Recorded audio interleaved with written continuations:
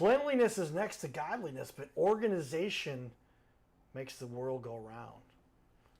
Just came up with that one. Let's talk about it. Stay tuned, everybody.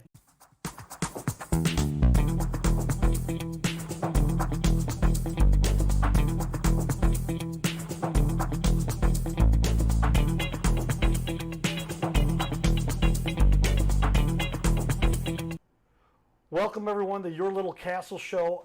We've got an expert in the building here. He's a junk expert, Aaron Hummert, Junk King. We treat our customers like royalty.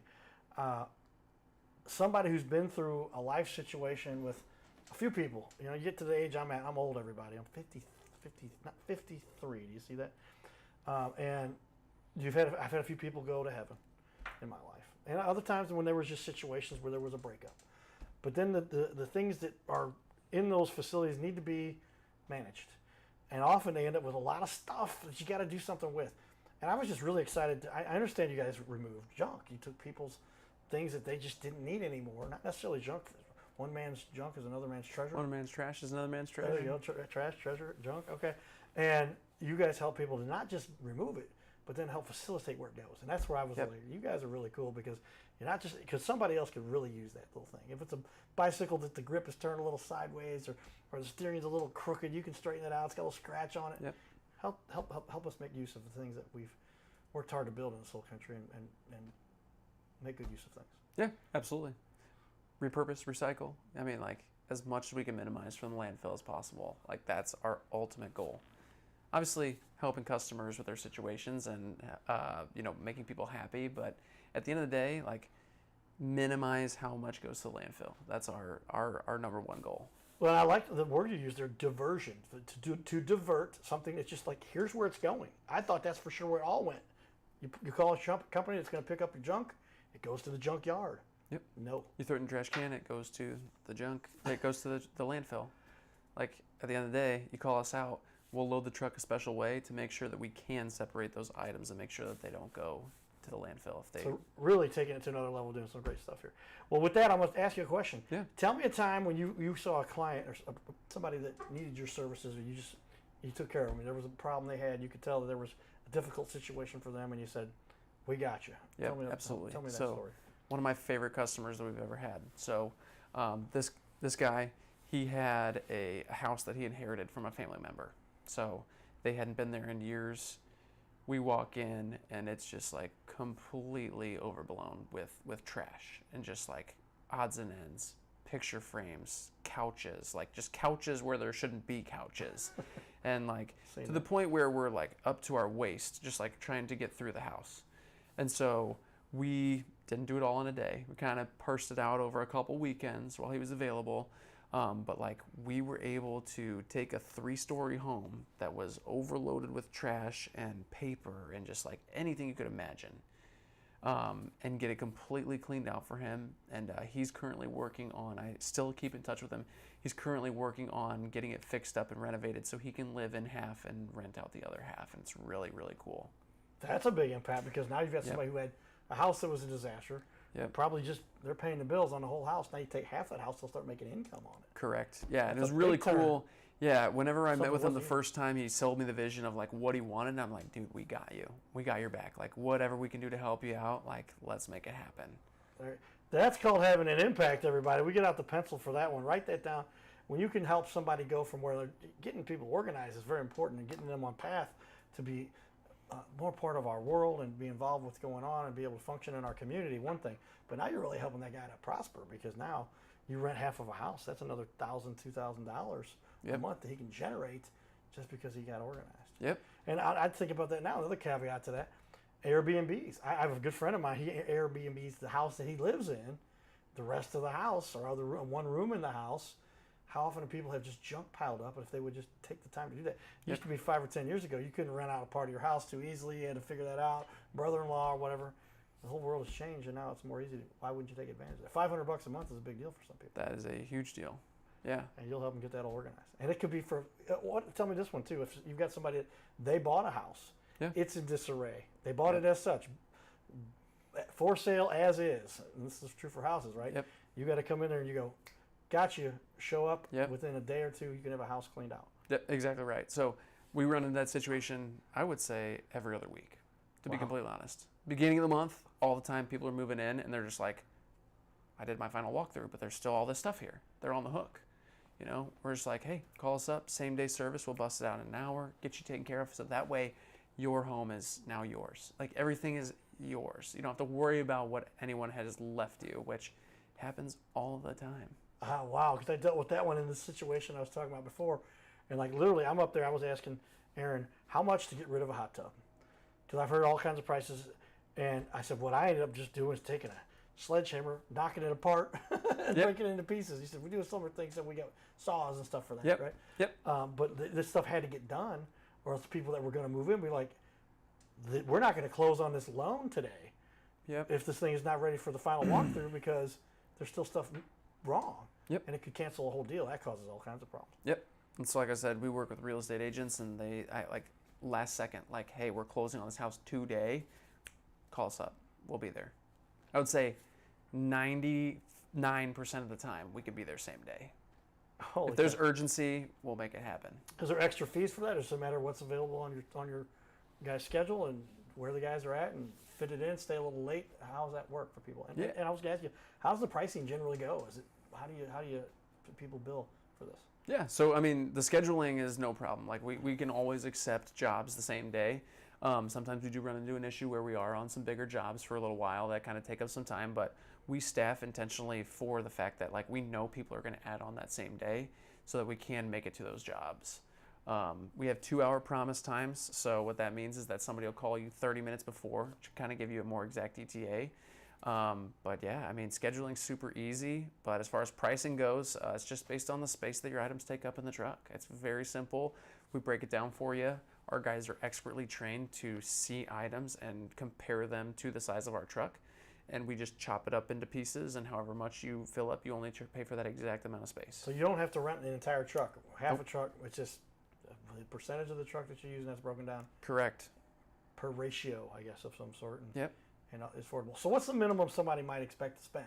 And what's the general cost that people end up spending? Sure, yeah. So I mean, like the minimum kind of goes for it accounts for our gas, labor, taxes, the cost of running the business, advertising, and whatnot, is $118.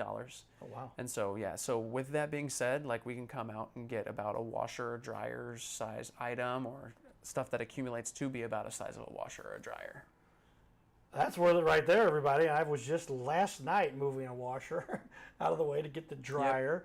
And then we had some extras because they came from those multiple houses we talked about.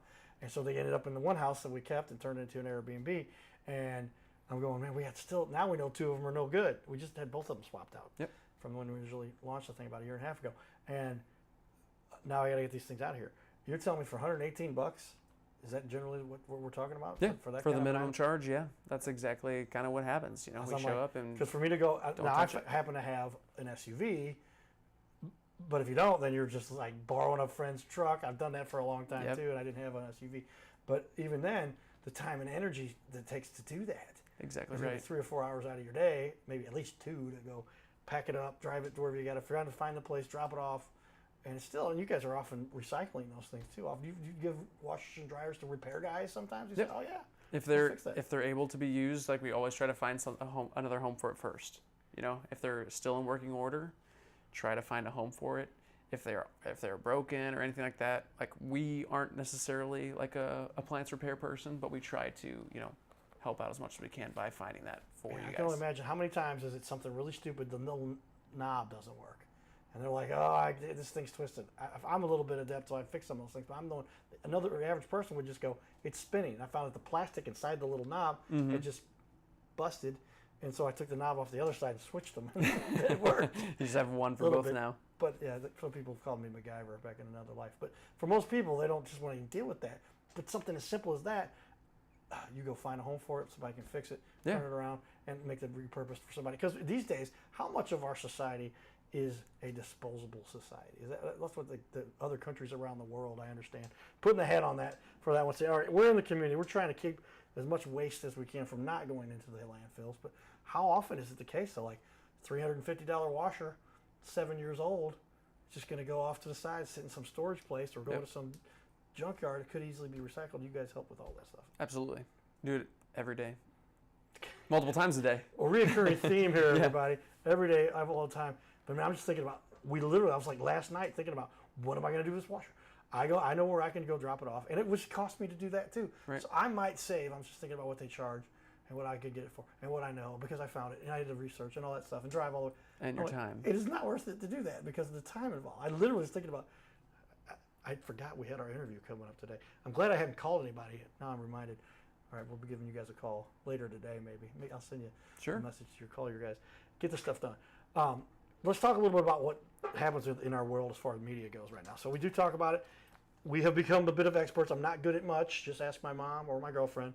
But I am good at media, that's for sure. If you ask anybody, we've had national companies quote me on stuff and do some fun things that I've helped with. But I wrote the foreword for this book called Magnetize Your Media. Magnetize Media, so you can magnetize your media. The foreword written by the Cardinal Cowboy. This is a #1 seller on Amazon already, and it's done well. But the media, the digital world, the way things have evolved with technology, I bet you could talk about it from all areas.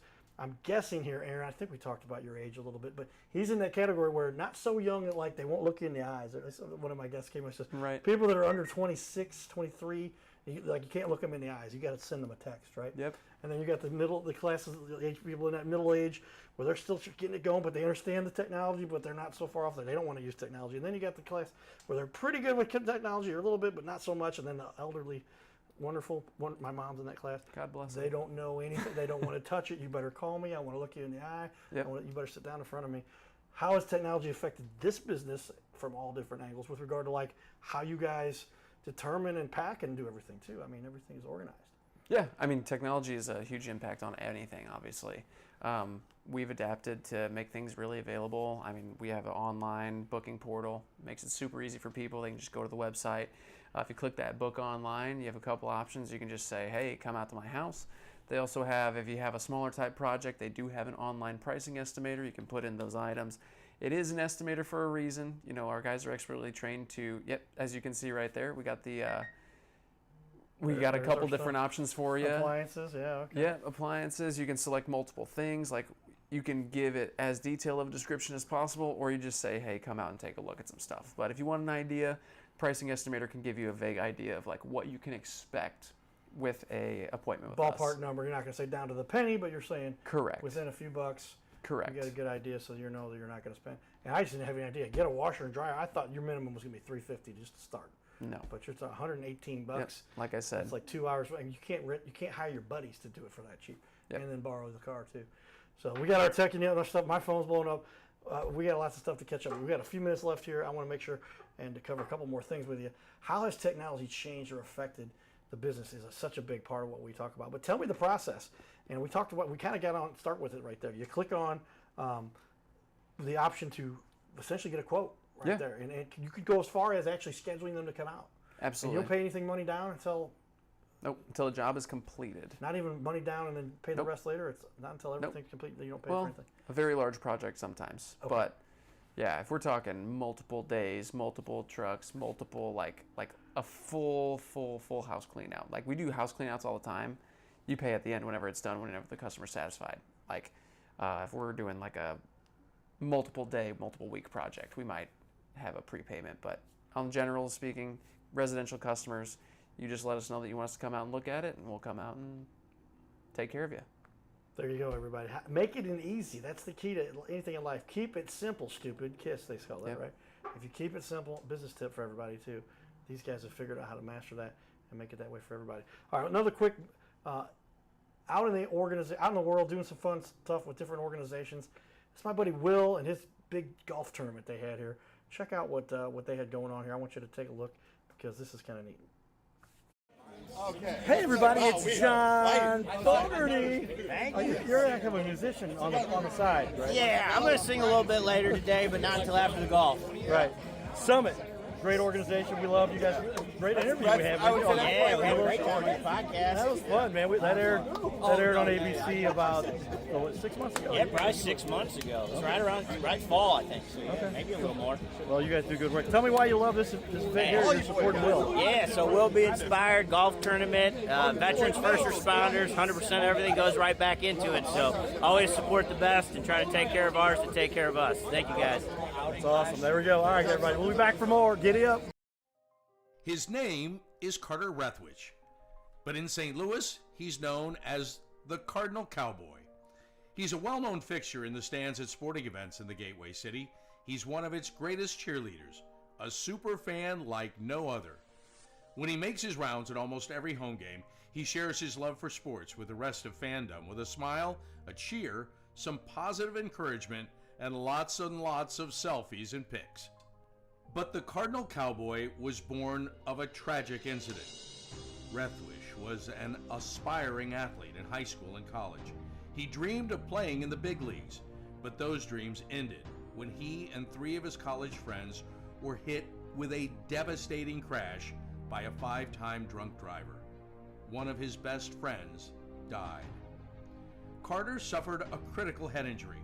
The trauma put him in a coma for 6 days. The doctors said he was never expected to function again. Those expectations never came true. He fought back and finished college.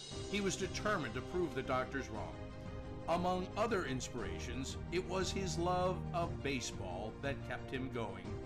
And from his near-death experience, the Cardinal Cowboy emerged.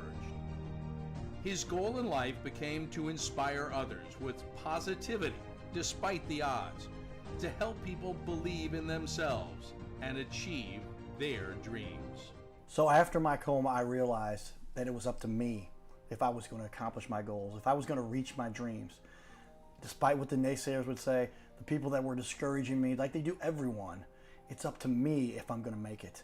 Don't listen to the naysayers. It's up to you. You decide whether you're going to succeed, whether you're going to reach your goals. Dream, and then always, always chase your dreams. Never give up. Giddy up.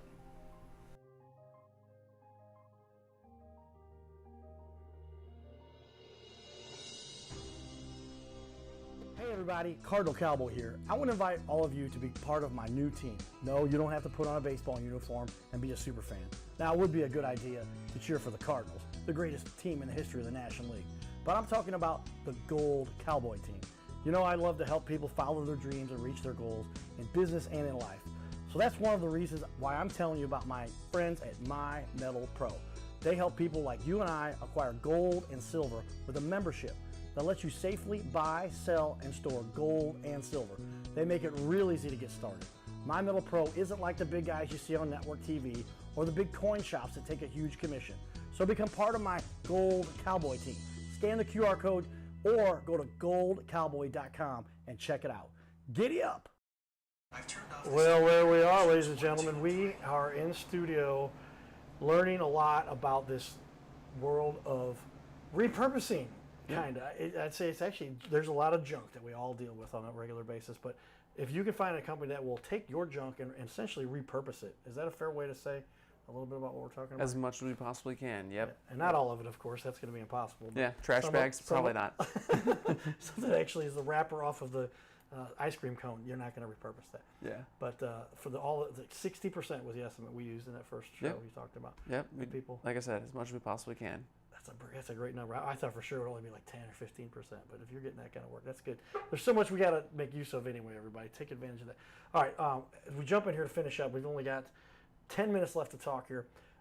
We talked about that process a little bit. I want to go over that a little bit more towards the end. I'm going to review on the website how that process is actually done. No credit card required, except in certain instances where you're renting a dumpster or one of those bagster things. Yep. But other than that, they don't have to put money into credit Nope. until the job is done. Then they can offer the credit card. You don't have to put a down payment. None of that. That's pretty cool. And with the Bagster, all you're paying for is the bag, and then when we come pick it up, it's just the rest. So it's no big deal. Makes it very simple. All right. What's a big challenge that you've seen in the industry, or that you understand that you guys deal with on a regular basis with people? I mean, I can imagine it could be hundreds of things because people are overwhelmed. The industry is changing. You saw a niche that you could go in and make a difference. What would you think is a big hurdle within our little realm that you deal with all the time? Yeah, so I mean, honestly, finding like the biggest problem that we have overcome is finding great people. Like I truly believe that if you have the right people, you can do anything. So we've really made a huge commitment to finding the best people to help us work there. You said you walked in and the guys were super cheery. Like if the guys aren't cheery, like we need something. Like we're looking for great people. As far as the industry goes, prices are increasing on everything. Disposal fees are increasing, but we have been able to offer great rates and keep our prices cheaper than the competition because of our commitment to recycling. Well, again, back to if you're making an impact, if you're offering a service that is so vital, I mean, literally, waste management has become because it says waste management company, managing the things that we need to make sure that we're not overwhelmed with things, junk. Boy, I just dealt with it personally from a family who kept a little bit of that stuff around, but as you get connected with other people, it just seems like that's kind of the way our culture has evolved. Sell this, buy this, more of that. I got 4 of them, doesn't matter. Get another Amazon one. boxes is always showing up at my front door somehow. And you're helping people to keep that all in order. Cool. Well, tell me, what is the? Do you have a favorite quote? We like to understand the way people think a little bit, but as a well-informed guy, 2 master's degrees, everybody over here. I thought I was smart. We're really smart if we got master's degrees. We can talk about the value of master's degrees, but obviously a very smart guy, and running a company that's doing great. But what kind of psychology do you offer? Is there a favorite quote that you reflect on that helps you to kind of keep going every day? What do you kind of makes you help going every day? Yeah, I have 2 that come to mind. Number 1, like the best investment you can make is in yourself. And so my past life as a teacher, I feel like this is the best investment I can make in myself, like challenging myself every single day, trying to make an impact, trying to grow something that, I can help as many people as possible, or our company can help as many people as possible. And then secondly is just my philosophy behind hiring and, recruiting people is hiring for character and training for skill. I was taught that by one of a very knowledgeable business partner of mine. So write that one down, everybody. Say it again. Hiring for character and then training for skill. Because like I told you earlier, I can teach anybody how to load a couch. But if you're a good person who wants to help, we want you as part of our team. Work with the right people. Surround yourselves with the people that you want to be like, they say. If you introduce me to the 6 people that you hang out the most, I can tell you whether or not you're going to have success. I've heard that quote. That's not one of mine. But literally, I mean, you want to surround yourself with the people who are going to follow your dream to help make a difference on the planet, whatever that is. You never want to be the smartest person in the room. There's 3 quotes he's giving us now. We're full of them. I got more. But wait, there's more. We could talk for another hour or 2. We got to get our air conditioners kicking in here a little bit. We get hot in the studio because it gets going here. We enjoy, but sharing some great insight here. What's one of the biggest objections that somebody has when they're ready to make this decision? What do they often say? Is it that typical, but wait, I can do it myself? Or what is it that you often hear from people? Why do I have to pay whatever it is? I mean, for me, it's like, that's not, if you understand the average hour of labor, I mean, that's pretty inexpensive to have a couple guys hauling stuff off. Yeah. But explain, what do you think? What is the biggest objection? Sure. Biggest objection, yeah, I'm going to do it myself. I just need more time to go through things. It's like, yeah, but if you want to get rid of things, like we can definitely prioritize a smaller project. Like the reason that we offer the prices that way we do, like no matter what size your project is, we'll have a price for it, an exact price. So if you have an idea that you want to tackle something bigger, we can start on the small stuff. Like that's totally fine. All we want to do is help.